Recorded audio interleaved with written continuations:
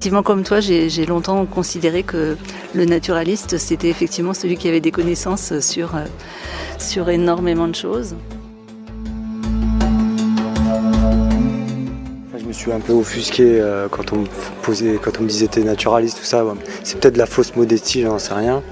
Mais bon, maintenant, je le vis assez bien parce qu'effectivement, il n'y a pas juste une dimension de connaissance, tu as raison. Ce côté connaissance jusqu'au boutiste, qu'est-ce que ça apporte finalement Au naturaliste des terres, j'ai l'impression que si tu as l'envie d'apprendre et si tu as envie un peu de te reconnecter, pas juste à un truc auquel tu appartiens, c'est ok d'être là, quoi. Et du coup, j'ai l'impression de me sentir bien ici ce week-end parce que il y a des liens communs, quoi, en dehors du fait de tout connaître.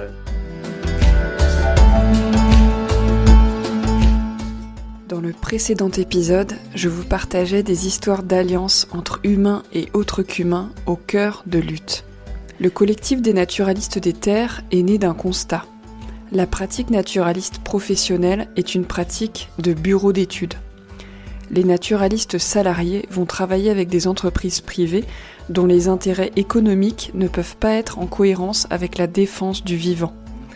L'autre pratique naturaliste majoritaire en France se passe dans les associations de protection de la nature et de l'environnement, les APNE, associations historiques dans le milieu naturaliste, qui sont pieds et poings liés par les subventions publiques. Cela entrave leur liberté d'action.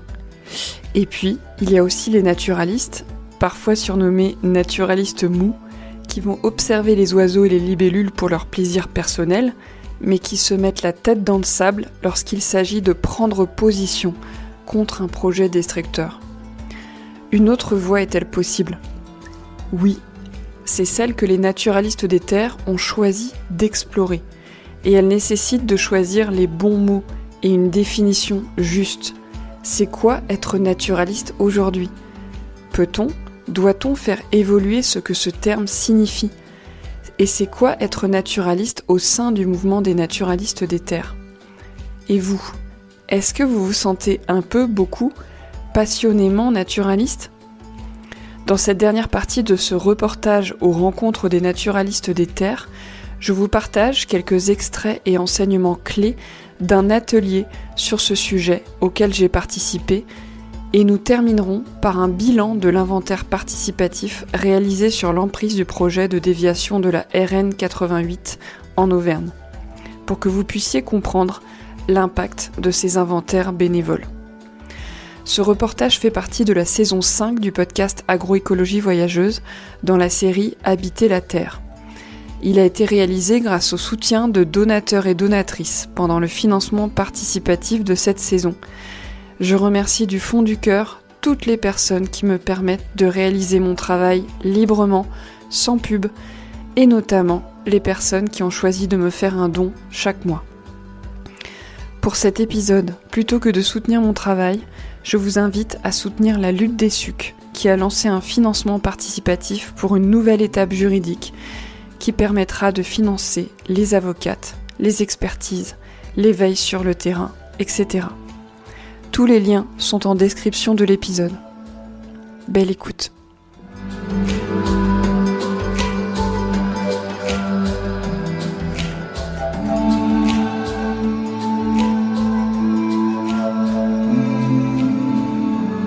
Ou bien on considère qu'on a la même physicalité, donc le même corps que les autres vivants, ou bien non, on n'a pas le même corps et on n'a pas la même intériorité. Donc si vous voulez en discuter, on pourra en parler plus longtemps, c'est assez intéressant, maintenant c'est beaucoup remis en question, mais en tout cas lui il définit le naturalisme comme un rapport au monde et au non humain, qui serait qu'on a une intériorité qui est différente pour une physicalité qui est similaire. Donc on est fait de la même matière que les autres humains, que les autres humains. Tous faits d'atomes, c'est l'approche matérielle, on est tous faits de la même matière, nés du Big Bang. Par contre, il n'y a que nous qui avons un esprit. Ballot. Il n'y a que nous, et donc nous, on est un petit peu supérieurs quand même. On peut faire des trucs pas cool, et les pêcher à outrance, et les transformer en ressources. Donc ça, c'est un petit peu ce qui a découlé de ce rapport-là. Coriolis et Nalou, qui animaient l'atelier, commencent en présentant deux visions du naturalisme, celle de Descartes et d'Escola. Puis, vous pourrez vous prêter avec nous à une série de questions qui peut-être titilleront le côté naturaliste en vous. Descola, il est anthropologue, donc il va étudier plusieurs cultures, et ce qu'il dit, c'est dans ces cultures-là, eux, ils considèrent que les autres êtres humains, ils ont la même intériorité que eux, alors que dans nos sociétés occidentales, on considère qu'on est fait des mêmes atomes, mais qu'en fait, on n'a pas les mêmes intériorités à l'intérieur. C'est ça. La comparaison facile, c'est avec l'animisme, où c'est des rapports au monde qui disent que l'intériorité des autres humains est similaire à la nôtre, et donc ils ont aussi un esprit, et donc il faut le respecter, qu'ils ont une forme de capacité à agir sur le monde, que nous, en Occident, on leur dénie en disant bah non, ils pensent pas, ils sont bêtes, et donc on peut les exploiter. Et donc ça, pendant cette AG, ça a été mis sur la table en disant mais en fait, si maintenant le terme de naturalisme, ça décrit ça, eh ben on n'en veut pas en fait, on n'est pas naturaliste, on est d'accord. Enfin, on est d'accord, justement, c'est l'un des enjeux. On va faire un petit débat à main levée. Ça, on a envie de le crier haut et fort, enfin, ou pas. C'est un peu ce qu'on veut faire ressortir de cet atelier-là. C'est qu'est-ce qu'on peut crier haut et fort comme étant le naturalisme. Pour que ce soit, selon, voilà, on a des petites idées, mais le plus inclusif, qu'il puisse y avoir toute une diversité de rapports à la nature qui puisse s'incarner dans le naturalisme des naturalistes des terres. Qu'est-ce qu'on n'a pas envie d'être aussi aux naturalistes des terres? Qu'est-ce qui fait du coup qui définit un peu ce que c'est les naturalistes? Alors pour commencer, se mettre un peu en jambes, on a une petite liste de questions. Vous proposez tout simplement de lever la main quand vous vous reconnaissez pour oui et de ne pas la lever quand vous dites que c'est plutôt non. La première question est qui a déjà interrompu une conversation pour regarder un oiseau ou écouter un oiseau? Ok. Qui glane des plantes ou même des animaux? Qui glane ou cueille pour se nourrir des animaux ou des plantes. Enfin, on ne cueille pas les animaux. Qui dessine, photographie ou enregistre des êtres vivants? Qui sait utiliser un capteur hétérodyne? C'est le capteur utilisé pour détecter les chauves-souris. C'est un truc de niche de naturaliste. Ah. Ça peut peut-être être ça la définition d'être un bon naturaliste, c'est savoir utiliser un capteur hétérodyne. Je pose ça. Qui est abonné à la Hulotte? Qui a déjà eu envie de boucher un drain, faire cramer un bulldozer ou jeter des lentilles d'eau dans une bassine pour empêcher la destruction d'un milieu? Qui a déjà mangé une plante alors qu'il ou elle ne savait pas ce que c'était?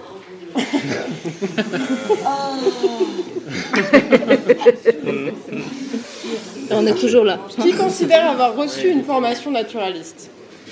Quoi? Qui considère avoir reçu une formation naturaliste? Non, mais pas une vraie. Ouais, c'est challengeant. Qui a déjà prononcé la phrase « Non, mais moi, je suis pas naturaliste ».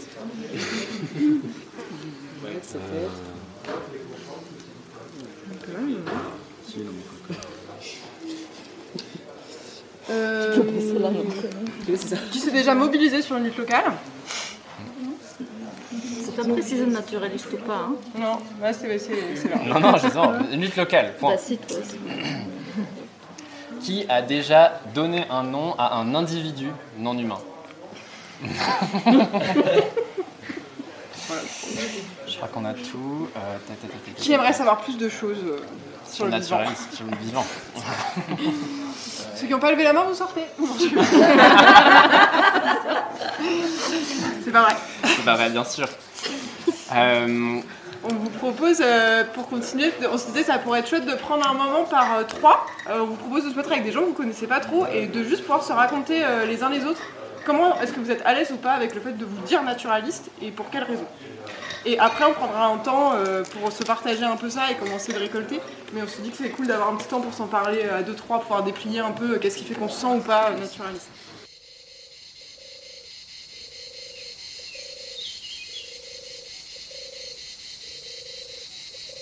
Enfin, on m'a déjà défini comme naturaliste et j'ai répondu que c'était pas le cas parce qu'en fait pour moi c'est un peu trop général et un peu trop prétentieux quoi. Moi je suis hyper spécialisé, je m'intéresse aux abeilles sauvages et donc voilà, je me considère pas vraiment comme un naturaliste au sens où je pourrais déterminer, identifier que je suis amoureux de la nature et qu'il y a tout qui m'intéresse et que j'aimerais bien aller plus loin dans tout un tas de groupes, mais c'est juste pas possible. En tout cas, moi, je reprends ton mot vertigineux parce qu'effectivement, pendant très très longtemps, je l'ai ressenti comme ça. Ton domaine de connaissance, moi, il m'impressionne et je le trouve correspondre tout à fait à ce que j'imagine être un naturaliste. Même si effectivement, comme toi, j'ai longtemps considéré que le naturaliste, c'était effectivement celui qui avait des connaissances sur énormément de choses. Enfin, je me questionne vraiment sur les mots parce que depuis que j'ai lu Baptiste Morisot, qui questionne beaucoup le terme de nature, qui est une définition des modernes. La nature, c'est justement elle nous met hors d'elle. Et du coup, j'adhère vraiment à cette vision du monde, à savoir, non, on fait partie de l'environnement, on fait partie du vivant.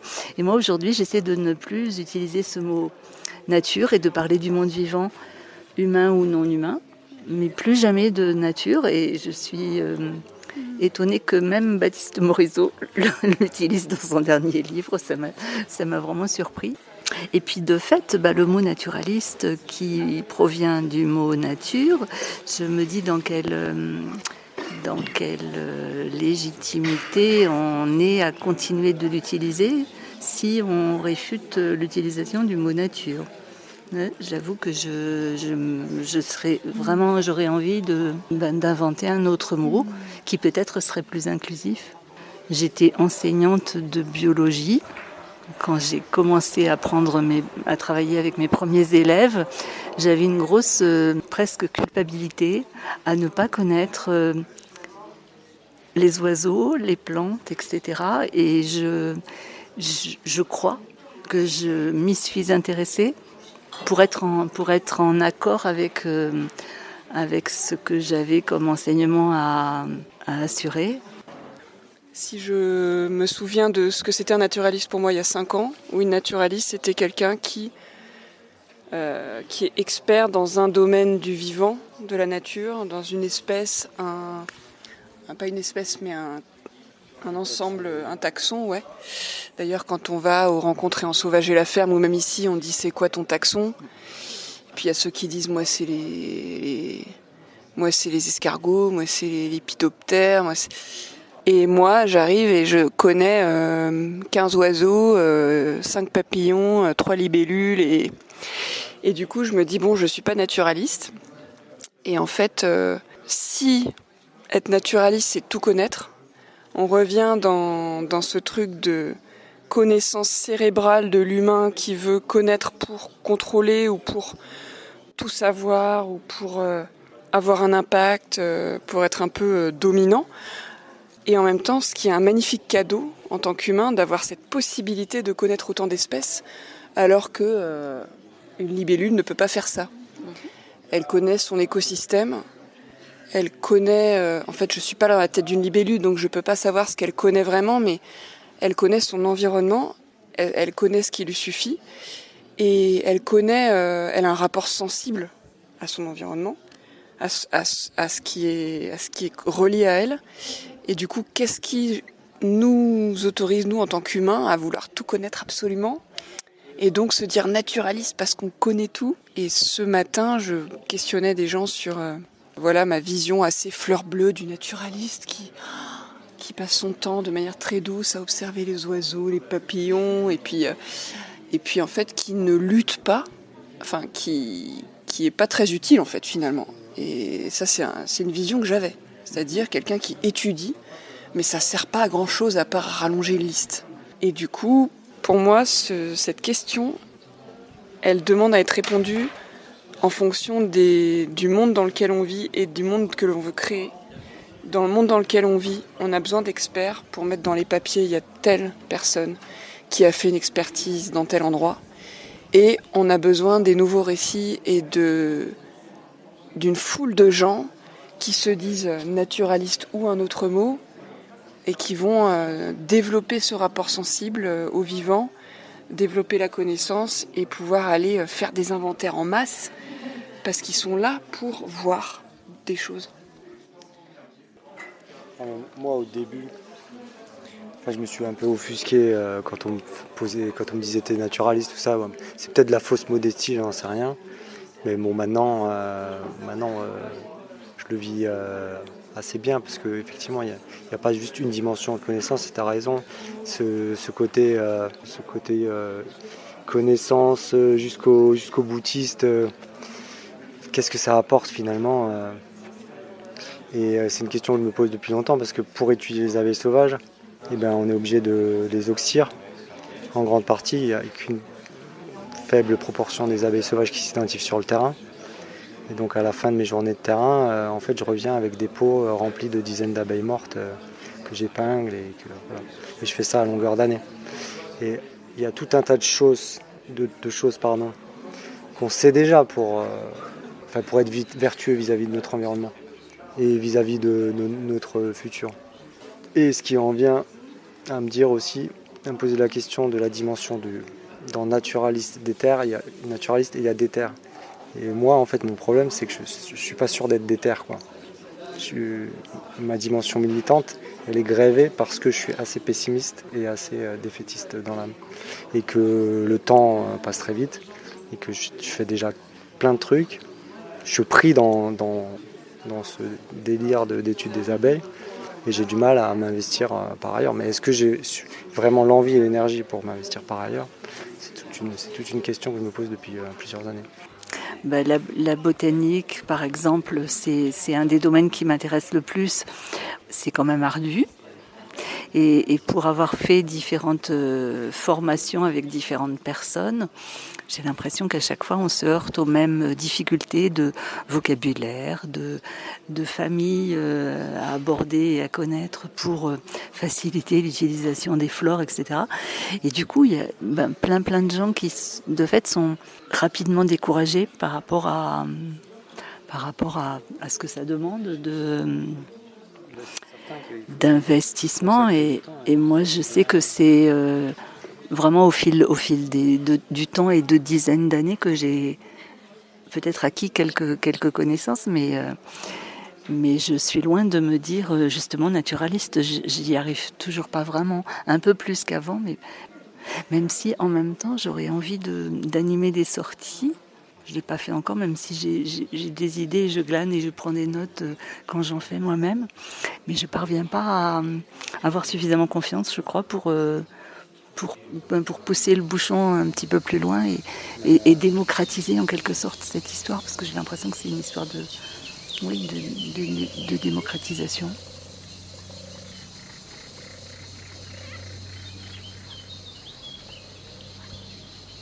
Je pense que je vais peut-être parler avec un peu de colère parce que je suis fatiguée. Je connais beaucoup de naturalistes qui sont pas déter et que j'ai définis dans le micro-groupe de parole comme étant des naturalistes mous. Au-delà de la passion qui parfois est un petit peu énervante d'être le nez sur son sujet d'étude et d'avoir des pratiques qui sont parfois totalement irrespectueuses et absolument pas réfléchies par rapport à ce que tu es en train de faire de tes 10 doigts quand tu captures, des reptiles, quand tu déplaces de la faune, ce genre de choses, ce genre de pratiques. Et en plus de ça, quand tu constates année après année, c'est tout de constater que la biodiversité est en train de se péter la gueule. Je crois que je suis de plus en plus en colère de voir que ça se politise pas et que ça se voile encore la face. Voilà. Oui, je m'étais mis au milieu au début parce que je me sens très à la frontière entre les deux mondes, des gens qui sont pas naturalistes et des gens, qui se sentent pas naturalistes et qui se sentent naturalistes, parce que je côtoie, je suis pas naturaliste de formation, mais je côtoie des naturalistes depuis que je suis née. Et du coup, je suis plus à la frontière entre les deux, mais je me sens beaucoup plus naturaliste déter parce que je me sens beaucoup plus déter que les naturalistes mous.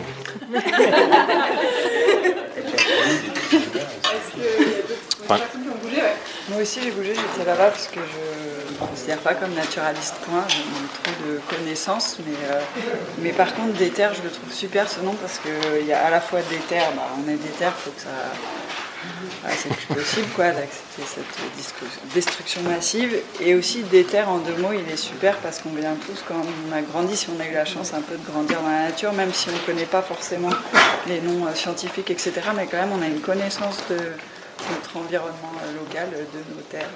Voilà. Ça complète ce que tu viens de dire. Au départ, quand j'ai découvert les naturalistes des terres, je pensais que c'était pour préserver les terres paysannes, parce que j'ai fait une formation d'agronomie et je travaille dans le monde agricole, donc les terres, pour moi, c'est les terres qui nous nourrissent, quoi. Et j'ai réalisé qu'en fait, il y en avait, que ça préservait finalement les terres agricoles, mais indirectement, en préservant les terres en général. Et du coup, j'ai bougé parce que j'ai l'impression que être naturaliste des terres, c'est connaître son environnement proche, le vivant qui nous entoure et avec lequel on est en lien, et avoir pas seulement une connaissance cérébrale et nominative, mais sensible. Alors peut-être pas d'amis, parce que ce mot-là est galvaudé aussi, les êtres vivants ne sont pas nos amis, mais en tout cas on a des affects pour eux, et du coup je trouve ça chouette aussi que les naturalistes des terres puissent se relier à des réseaux comme Paysans de Nature, parce que les paysans sont des naturalistes quand ils connaissent ce qui vit dans leur ferme, quoi. Moi, je veux dire qu'au début, je m'étais mise plus vers là-bas, entre autres trucs. Il y a plusieurs raisons, mais principalement, je pense, les questions d'illégitimité. Parce que moi, j'ai pas fait de formation naturaliste, un peu le milieu des plantes et tout ça, mais pas énormément de connaissances, quoi. Et en venant au week-end, je me sentais pas trop légitime de venir. Je me disais, qu'est-ce que je fous là? Ça va être que des experts, je vais être là comme ça, à rien savoir. Et en fait, j'ai trouvé que c'était ultra bienveillant et au contraire très ouvert. En fait, on en parlait dans le groupe, mais il y a beaucoup ce truc de...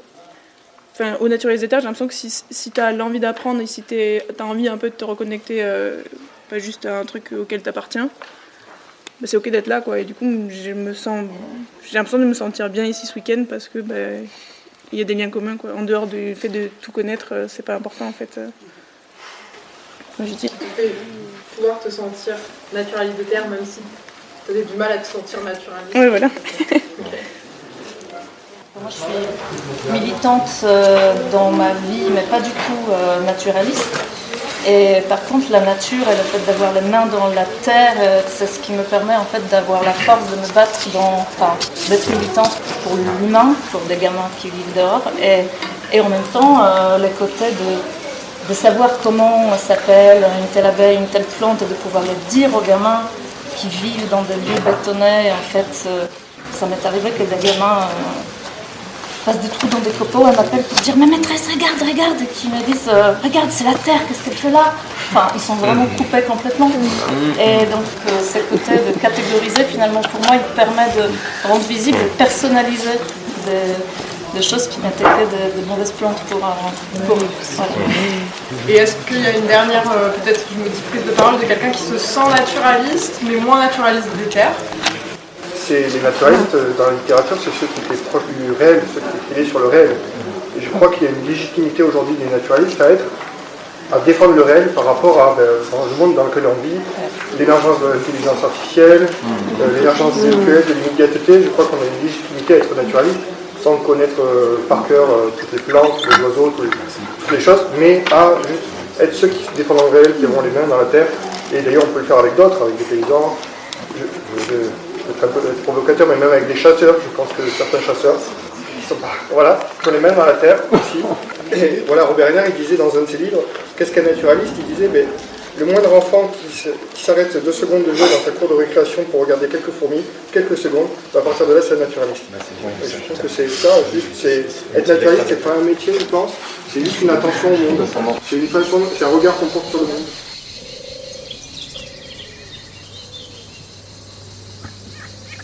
Il y a vraiment une question que je trouve assez primordiale qui est justement cette légitimité à pouvoir parler parce qu'on a une forme de s'intéresser en fait au vivant tout simplement. C'est une définition qui est vraiment très, très simple et très intuitive en fait. Juste on est naturaliste parce qu'on s'intéresse à savoir comment tout ça fonctionne, parce qu'on a des relations qui sont menées avec ces êtres vivants. Et qu'il y a vraiment cette question un peu de curiosité naturaliste.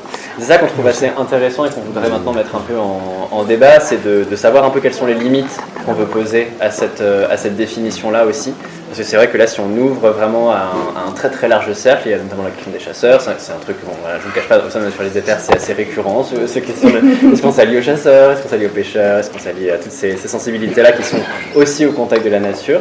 Est-ce que voilà, collectivement, on a envie de réfléchir à quelles sont les limites en fait, qu'on a envie de poser, à partir de quand est-ce qu'on est plus naturaliste? Pour moi, si on ouvre complètement cette notion de naturaliste et qu'on perd une notion d'expertise, et quand j'ai une notion d'expertise, ça peut être...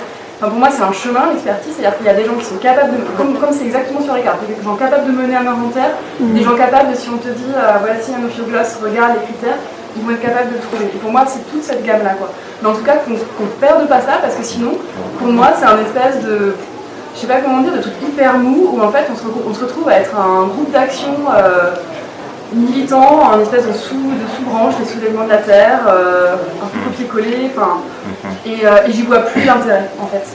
Moi ce que j'entends c'est qu'il faut qu'on crée un espace, enfin qu'on ne perde pas les experts qui sont ici et tout en créant un chemin qui permet à ceux qui ont envie de pouvoir être là et de pouvoir se sentir légitime, à l'aise d'être là.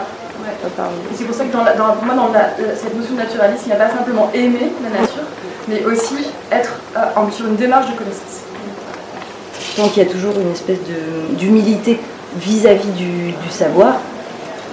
Je pense qu'on ne risque pas grand-chose, quoi. Même si par contre il y a des gens qui disent on est tous à égalité, là oui, on est dans la merde. Oui, d'accepter le fait enfin ce que j'entends c'est ne pas faire de hiérarchie entre le fait qu'il y a des gens qui savent plus que moi, mais par contre reconnaître qu'on n'a pas tous le même niveau de connaissance. Bah oui, et qu'on est en chemin, quoi. Non, c'est plutôt le point de départ, c'est qu'il y a pas mal de gens naturalistes des terres qui disent qu'ils ne sont pas naturalistes. Et que, comme disait Cory, il y a cette question de, en fait, dans le mot naturalisme, aujourd'hui, il y a plein de choses, comme la définition que donne Descola, dans laquelle on ne se reconnaît pas. Et je pense qu'il y a d'autres choses communes pour nous, dans la définition de ce qu'est le naturalisme. Et du coup, là, le but de cet atelier, c'est globalement de se dire, nous, quand on est naturaliste et qu'est-ce qu'on veut dire par c'est quoi être naturaliste ou naturaliste des terres, et c'est quoi aussi les limites de cette définition.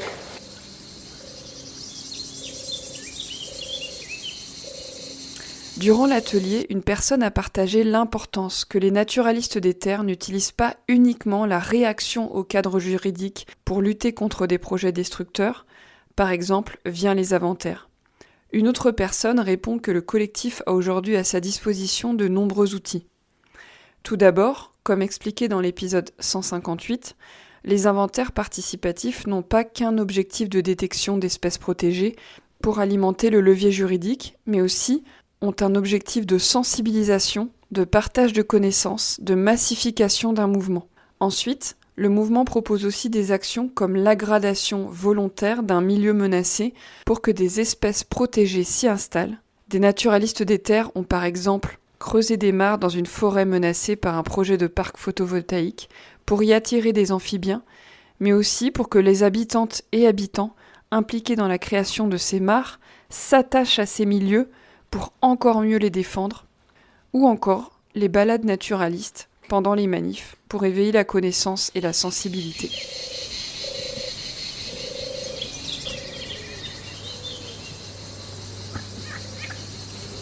J'ai l'idée des balades naturalistes sur des lieux de lutte où des gens venaient lutter parce que c'était des camarades zadistes qui sont contre ce monde de merde. Mais on ne savait pas pourquoi on luttait. Enfin, les camarades ne savaient pas exactement qui étaient les lézard amphibie, quelle chauve-souris ou quelle orchidée on voulait sauver. Et si on se coupe, on doit avoir toute cette palette de gens diplômés, des gens qui bossent dans des BE et qui luttent avec des tableaux Excel.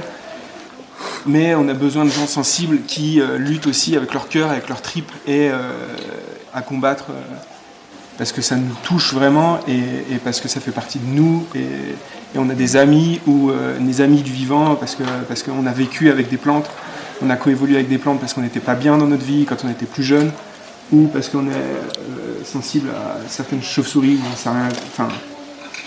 ou parce qu'on aime juste être dehors et regarder qu'est-ce qui se passe dehors. C'est aussi pas mettre de côté les naturalistes amateurs qui ne bossent pas dedans et qui n'ont pas de diplôme dedans. Je suis un petit peu surprise que le mouvement des naturalistes des terres n'ait pas grossi davantage, parce que pour moi, effectivement, je trouvais que c'était une entrée vraiment hyper intéressante, ce monde, ce rapport au vivant, ce rapport sensible que les autres ne mettent pas en avant. Et je me dis, oui, qu'est-ce qui bloque peut-être, est-ce que ce sont les experts, est-ce que c'est les naturalistes, le naturalisme qui empêche les gens de nous rejoindre plus largement. Mais en tout cas, j'ai l'impression que que la philosophie de ce groupe concerne plein de gens et que ces gens n'ont peut-être pas connaissance de ce groupe militant, ou je ne sais pas, mais voilà, c'est simplement ça. Cet atelier a duré en tout 2 heures et je n'ai pas pu tout enregistrer, alors je vous partage un petit résumé des autres témoignages que j'ai entendus et qui donnent une belle idée, pour moi, de ce que porte le mouvement. Naturaliste, ça fait grand savant. Au XVIIe siècle, les naturalistes, c'était des gens qui donnaient un nom, des gens qui se sont attribués, comme Linné, ce droit de nommer les choses. Cette signification-là n'a plus lieu. Aujourd'hui, le naturalisme, c'est autre chose. Je suis naturaliste parce que j'aime la nature. On est marqué par une vision scientifique et descendante du naturalisme. Les inventaires naturalistes peuvent être difficiles d'accès pour un grand nombre de personnes. C'est un truc de geek de rester en extase en plein cagnard devant un papillon. Mais les naturalistes des terres, ce n'est pas que ça. C'est aussi se connecter au vivant de manière sensible, poétique et surtout avec une vraie posture politique. Ce qui n'est pas le cas de certaines associations naturalistes qui se réunissent pour observer des êtres vivants mais ne se mobilisent pas contre les projets qui détruisent justement ce vivant qu'ils observent. Être naturaliste des terres, c'est amener de la politique dans le naturalisme.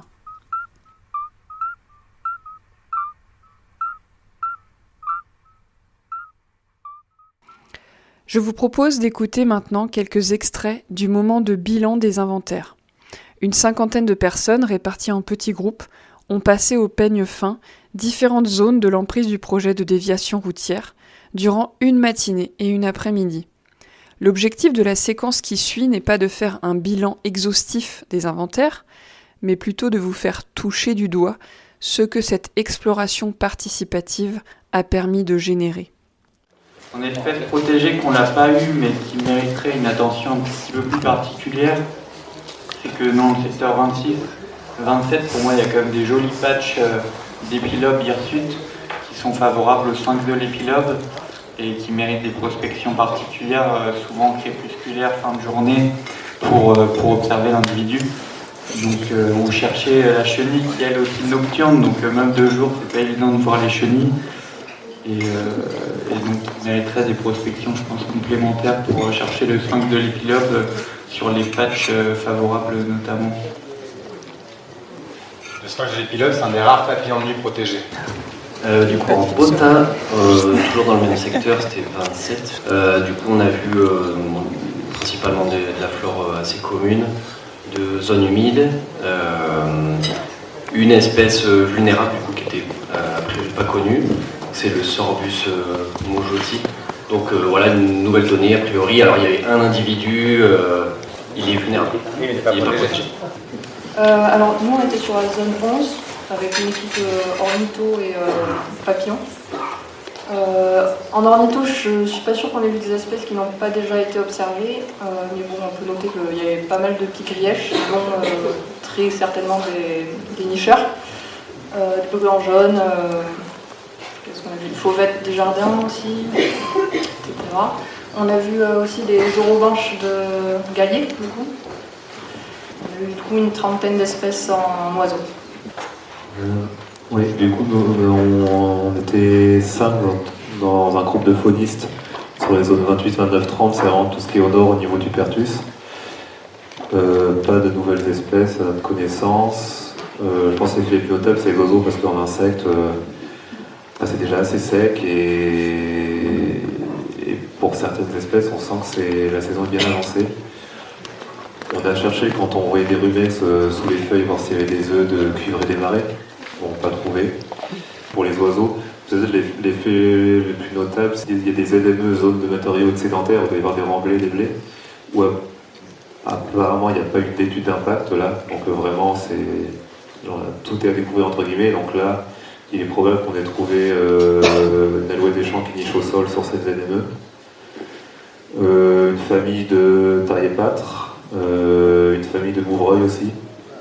Donc on a photo et enregistrement, on a essayé de documenter autant que possible.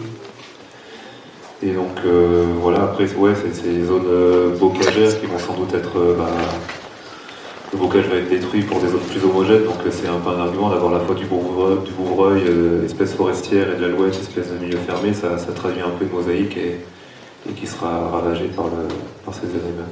Pas grand chose, on focalise surtout sur les oiseaux en fait, parce qu'il y a les nichés qui sortent et ça fait des preuves de reproduction, mais sinon voilà. Alors nous on était du coup sur les zones 13 et 14, avec un groupe de faunistes un peu généralistes pour tout un vautourier. On n'a a priori pas rajouté d'espèces nouvelles sur notre secteur. En oiseaux, on a une petite quarantaine d'espèces, du classique, avec de la mise en évidence de reproduction sur le site d'espèces en jeu, notamment Pigriche écorcheur, le fauvet grisette, plusieurs couples, avec pas mal de jeunes, de nourrissage. Ouais, du Milan Royal au passage, mais a priori pas nicheur sur le site. Notre secteur 13-14, là, ça a été déjà pas mal remanié. Enfin, en tout cas, il y avait des secteurs démurés qui ont déjà disparu, qui ont servi à combler des mares qui ont aussi disparu du coup sur notre zone. Les milieux humides étaient relativement secs, donc on a un cortège, en tout cas en entomo, on sent, comme ça a été dit, que ça commence à être la fin. Et puis je pense que la seule espèce en entomo qui a priori a un statut de conservation, un enjeu de conservation, on va dire, c'est le petit mars changeant. On a eu au moins 3 individus, mais qui traînent surtout en périphérie, quoi, dans les peupliers proches. Voilà.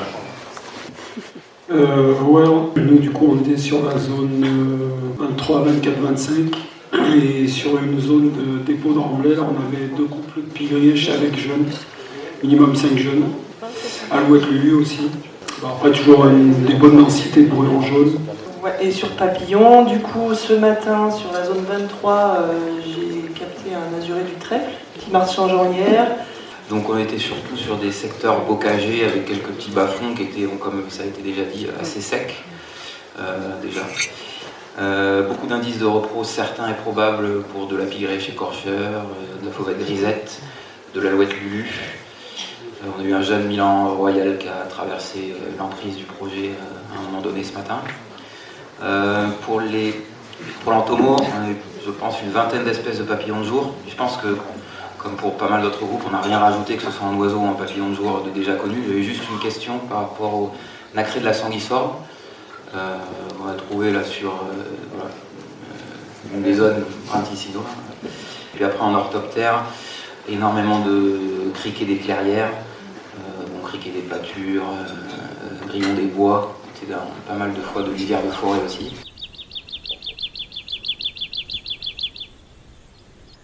Avec ces premiers témoignages, on comprend que l'inventaire participatif permet de mettre en lumière la présence d'espèces de plantes qui sont susceptibles d'héberger des espèces animales menacées. L'inventaire permet aussi de trouver des espèces qui n'avaient pas été découvertes lors de l'étude d'impact et notamment des espèces vulnérables ou menacées. La lutte des sucres réfléchit à comment intégrer toutes ces nouvelles données dans une stratégie juridique.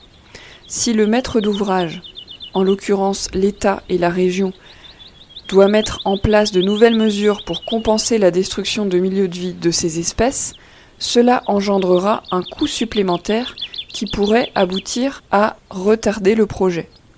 Par exemple, le pic-mare, qui a été trouvé dans 3 sites alors qu'il n'avait pas été trouvé lors de l'étude d'impact d'origine, est une espèce patrimoniale qui vit dans de vieilles forêts de bonne qualité. Le sonneur à ventre jaune est une espèce menacée.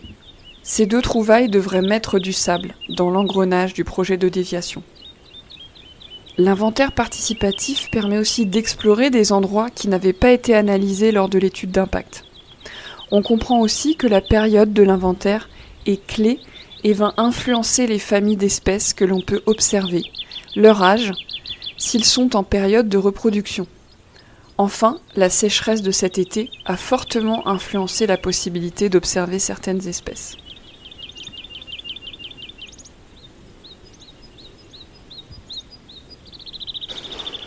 Et puis après, moi, ce que j'ai trouvé très intéressant aussi, on était avec Claude là, sur ces 4 sessions, et on a pu partager aussi avec les agriculteurs du coin nos observations, donc, et les fils d'agriculteurs aussi.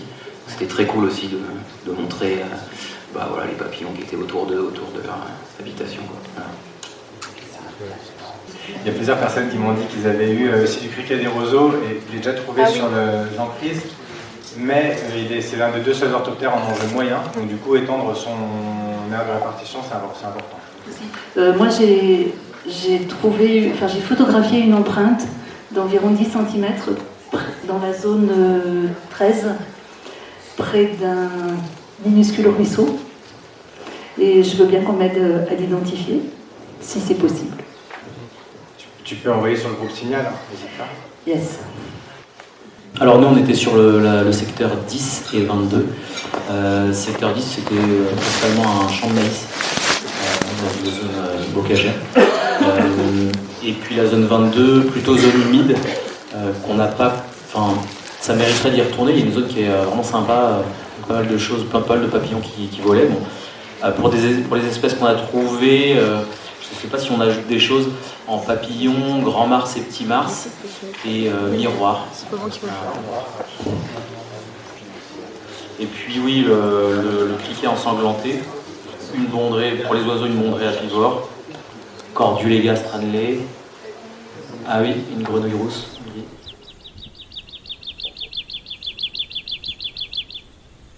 Les inventaires sont aussi un moment pour faire une mise à jour du statut de certaines espèces et comprendre comment mobiliser ces données dans la bataille juridique.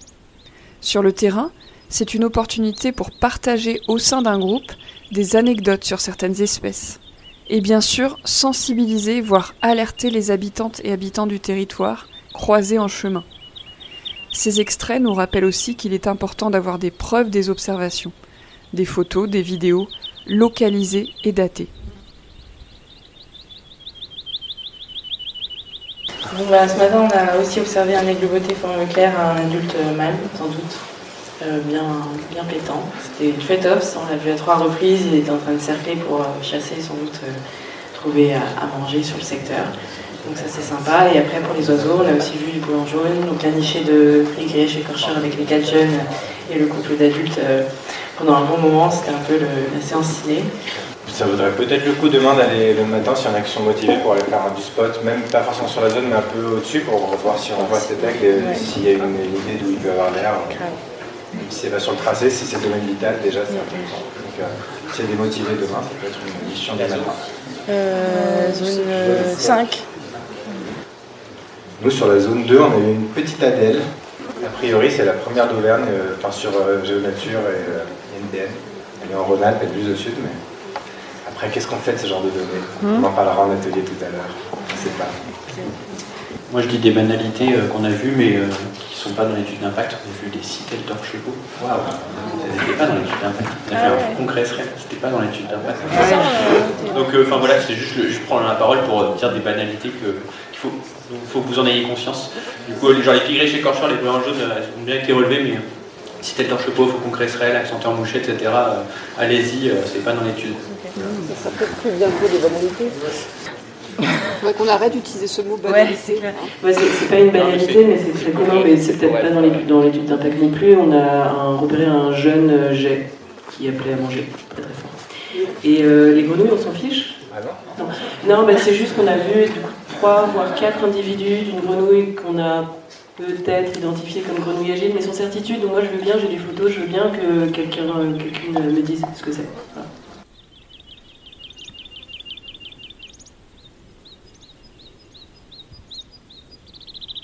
Ce dernier partage montre à quel point le fait de faire un inventaire pour trouver des espèces rares peut biaiser notre observation. On oublie de noter, d'observer la présence d'espèces communes qui sont certes moins menacées aujourd'hui, mais qui seront elles aussi en partie détruites par le projet. C'est d'ailleurs une vraie question au sein du mouvement.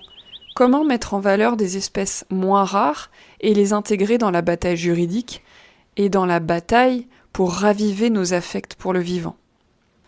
À la fin, Coriolis rappelle que pour toutes les personnes qui ont fait des dessins, qui ont griffonné, un moment permettra de centraliser ces illustrations pour les valoriser artistiquement au service de la lutte.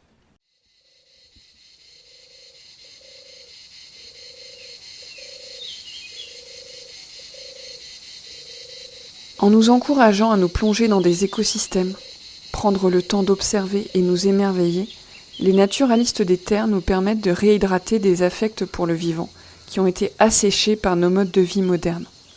Après ces rencontres, ma sensibilité au monde vivant a encore été transformée, à la fois par les nouvelles espèces que j'ai pu apprendre à voir, écouter, reconnaître, et peut-être même encore plus par les personnes, par les espèces humaines uniques qui m'ont outillé pour ressentir autrement les liens avec les êtres plus qu'humains qui font ce monde. Sur la route du retour, je m'arrête à la sortie d'autoroute de Saumur pour me dégourdir les jambes et j'enregistre le chant de 2 chardonnerets qui s'égosillaient par-dessus le bruit des véhicules qui roulent à 130. Ces oiseaux qui vivent dans le négatif de notre monde, là où nous n'avons pas encore trop mis notre empreinte.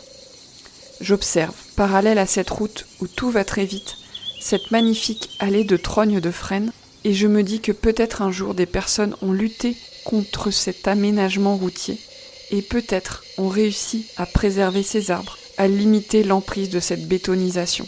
Peut-être que vous avez fait partie de cette lutte, ou allez en faire partie. Finalement, comme les paysans et paysannes qui pratiquent l'agroécologie, les naturalistes des terres émergent comme des sentinelles du vivant. J'imagine avec force que ce cheminement que j'ai vécu comme tant d'autres fasse qu'un essaim d'humains rejoigne les luttes, inspiré par la robustesse de ce vivant qui a su se déployer sur un terre-plein d'autoroutes, sur un rond-point ou une friche industrielle. Nous en sommes de ce vivant et nous sommes des milliards. Ce reportage touche à sa fin. J'espère qu'il aura ouvert une brèche en vous pour que vous posiez un regard neuf sur les projets de bétonisation autour de chez vous. Et peut-être trouver la force de rejoindre ou créer un collectif. Car vos savoir-être, vos savoir-faire, toutes les petites compétences que vous avez, que vous vous pensiez naturaliste ou non, seront précieux. Car il faudrait que chaque village ait son collectif d'habitantes et habitants qui veillent en sentinelle. Pour soutenir la lutte des sucs, vous pouvez signer la pétition, soutenir la bataille juridique en faisant un don ou rejoindre le collectif. Tous les détails sont dans les notes de l'épisode. Pour soutenir mon travail et essaimer les messages des personnes à qui je tends mon micro, je vous invite à partager cet épisode à 3 personnes de votre entourage. Vous pouvez aussi vous abonner au Mycélien, ma newsletter, et recevoir chaque mois les derniers épisodes du podcast accompagnés de ressources pour nourrir les nouveaux récits de l'agroécologie et œuvrer sur le terrain, les mains dans la terre. Je remercie toutes les personnes qui ont accepté que je partage leurs témoignages ici. Merci à la chouette Hulotte, à l'Alouette, aux êtres du bord de la Saône et à Coriolis qui m'a fourni ces enregistrements. Et merci au vivant qui m'a soutenu cet hiver pour produire ce reportage. Après la fin de cette écoute, je vous invite à prendre une petite pause, à respirer et vous demander simplement comment je me sens après cette écoute. Qu'est-ce que cet épisode a fait bouger en moi? Est-ce que cela génère un élan quelconque? À bientôt et pensez à vous éloigner des écrans et sortir, découvrir vraiment ce qui vous entoure. C'est très important.